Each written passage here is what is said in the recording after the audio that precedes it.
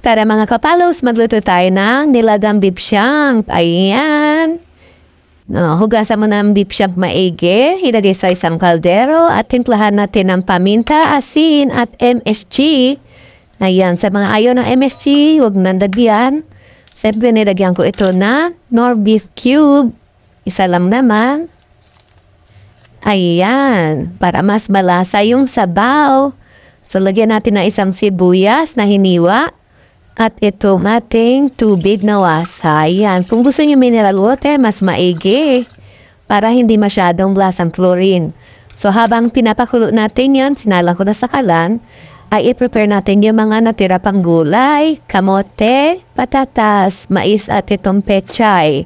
Kung gusto niyo ng repolyo, is maglagay kayo ng repolyo, okay lang naman. So, ito ay para sa video to, para sa aking anak na nagkikrave ng nilaga at kung wala ako ay pwede siya makapagluto. Ganito ang paghiwa ng mais, anak ko. Para hindi ka masugatan. Ayan, ganyan. Pagka hindi ka sigurado, ipukpuk mo na lang yan. Ayan. Ayan na. Set aside muna natin to. Lagyan natin sa bangko habang pinapalambot natin yung karne.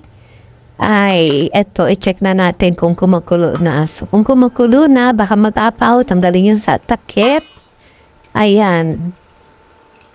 Taglagyan natin ng tubig pagka nababawasan.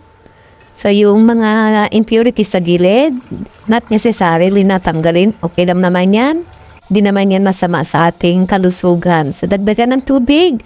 Pag malambot na yung karne, ilagay na yung mais. Lagyan ng patis uli, 1 teaspoon. At itong patatas and kamote, ilagay. Then yung pinakahuli, yung ating pechay. Kung ano man yung ating gulay. Ayan, lagay na sa bandang huli.